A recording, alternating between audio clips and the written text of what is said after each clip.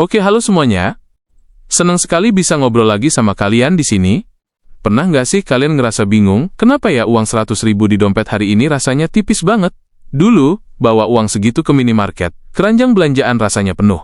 Sekarang, cuma dapat beberapa item uangnya sudah habis. Atau sebaliknya, pernah dengar berita soal negara yang harga barangnya turun terus, tapi warganya malah hidup susah. Nah, di obrolan kali ini, kita bakal bedah tuntas dua makhluk ekonomi yang sering banget disebut orang pintar di TV, tapi jarang dijelaskan dampaknya buat kita rakyat biasa. Kita bakal ngomongin inflasi dan deflasi. Banyak yang nanya, Bang, bahasan ini sebenarnya masuk kategori apa sih? Pelajaran ekonomi yang jelimet atau soal ngatur duit alias finansial? Jawabannya simple, ini gabungan keduanya. Bayangin ekonomi negara itu kayak cuaca. Inflasi dan deflasi itu adalah hujan badai atau kemarau panjangnya. Itu ranah ekonomi makro. Nah, finansial kalian itu adalah soal apakah kalian punya payung, jas hujan, atau persediaan air di rumah. Kalian nggak bisa ngatur cuaca, tapi kalian wajib punya perlengkapan biar nggak sakit. Makanya, obrolan kita kali ini penting banget. Bukan buat nilai ujian, tapi buat kelangsungan hidup dompet kalian. Kita mulai dari yang paling sering bikin pusing. Inflasi. Kalau ditanya apa itu inflasi, jangan cuma jawab harga naik. Itu jawaban anak SD. Jawaban yang lebih daging adalah, inflasi itu kondisi di mana uang kalian kehilangan tenaganya. Coba bayangin uang kalian itu punya otot. Dulu, otot uang kalian kuat, bisa ngangkat belanjaan 1 gerobak. Sekarang, karena inflasi, otot uang kalian jadi lemes. Nominalnya sama, tapi kekuatannya buat ngangkat barang jadi berkurang. Inilah yang disebut penurunan daya beli. Terus, kenapa sih ini bisa kejadian? Kok nggak bisa harga itu tetap aja selamanya? Ada 3 biang kerok utamanya. Pertama, karena kebanyakan orang rebutan barang. Bayangin di kota kalian, semua orang tiba-tiba dapat bonus gaji gede. Semuanya pengen beli motor baru, tapi pabrik motor cuma bisa bikin sedikit. Apa yang terjadi? Dealer bakal jual mahal. Siapa berani bayar tinggi? Dia yang dapat. Ini namanya demand pull inflation. Sebenarnya ini tanda kalau ekonomi lagi hidup, orang punya duit. Kedua, ini yang nyebelin, karena biaya bikin barangnya yang mahal. Misal, harga bensin dunia naik. Otomatis, truk pengirim barang biayanya naik. Pabrik butuh listrik yang lebih mahal. Nah, si bos pabrik nggak mau rugi dong. Biaya tambahan itu dibebankan ke siapa? Ya ke kalian, konsumen. Harga barang jadi naik, padahal gaji kalian segitu-gitu aja. Ini bikin hidup terasa berat. Ketiga, dan ini bahaya banget, kalau pemerintah atau bank sentral cetak uang kebanyakan. Kalau uang beredar di mana-mana kayak daun kering, nilainya jadi nggak ada harganya. Kalian butuh segepok uang cuma buat beli sepotong roti. Oke, sekarang kita balik ke musuhnya inflasi, yaitu deflasi. Kalau dengar kata deflasi atau harga turun, reaksi pertama kalian pasti, wah asyik dong. Diskon tiap hari. Eits, tunggu dulu. Jangan seneng dulu. Di dunia ekonomi, deflasi itu ibarat jebakan yang manis tapi mematikan.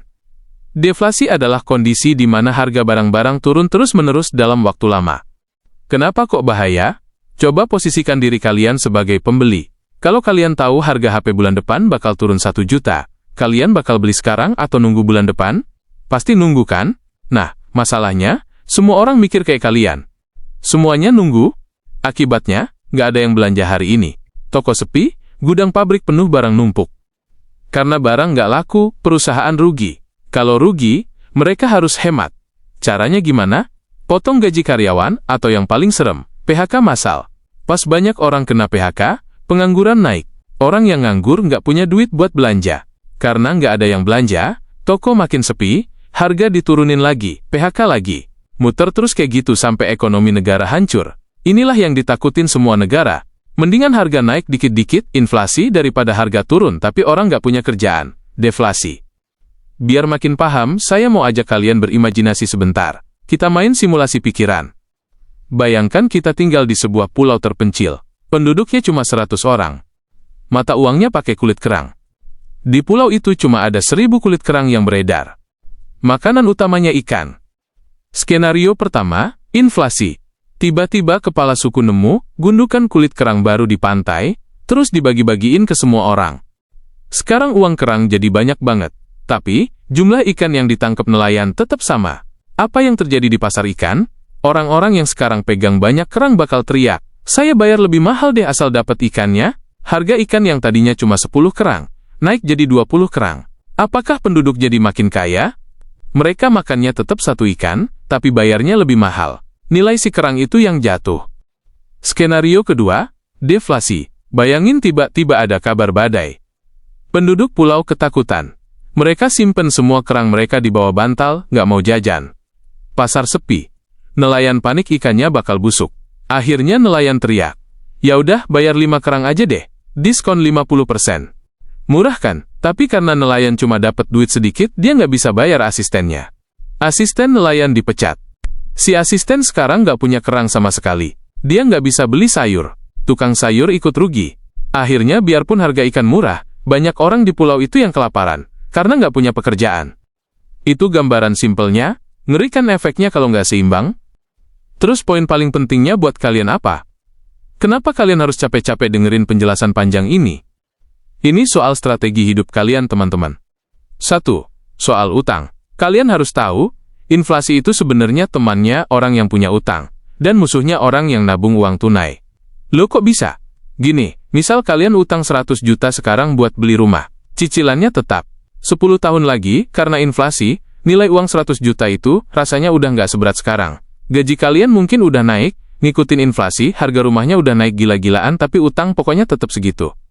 Sebaliknya, kalau deflasi, orang yang punya utang bakal nangis darah. Harga aset turun, gaji dipotong, tapi utangnya tetap gede. Rasanya bayar utang jadi makin berat berkali-kali lipat. 2. Soal investasi. Ini tamparan keras buat yang hobinya cuma numpuk duit di celengan atau rekening bank biasa. Kalau inflasi negara kita misal 5% setahun, dan bunga bank kalian cuma 1%, itu artinya uang kalian sebenarnya lagi dimakan rayap 4% tiap tahun. Diam-diam kalian jadi makin miskin. Makanya, kalian dipaksa sama keadaan buat belajar investasi. Entah itu saham, emas, reksadana, atau bisnis. Tujuannya cuma satu, biar uang kalian tumbuhnya lebih ngebut daripada laju inflasi. 3. Soal gaji. Kalau akhir tahun nanti bos kalian bilang, "Selamat ya, gaji kalian naik 4%. Cek dulu inflasinya berapa. Kalau inflasi ternyata 6%, itu bukan naik gaji, teman-teman. Itu turun gaji. Daya beli kalian turun. Kalian harus berani negosiasi atau cari peluang lain, biar pendapatan kalian di atas angka inflasi itu. Jadi, intinya apa? Ekonomi itu bakal terus bergerak naik turun.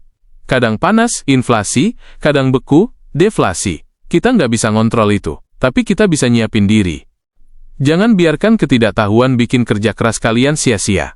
Mulai melek finansial, pahami kapan harus pegang cash, kapan harus beli aset, dan kapan harus ngerem belanja. Semoga obrolan panjang kita ini bisa ngebuka pikiran kalian dan bikin kalian lebih siap ngadepin badai ekonomi apapun. Terima kasih banget udah nyimak sampai detik ini. Jaga kesehatan dompet kalian dan sampai ketemu lagi di pembahasan berikutnya.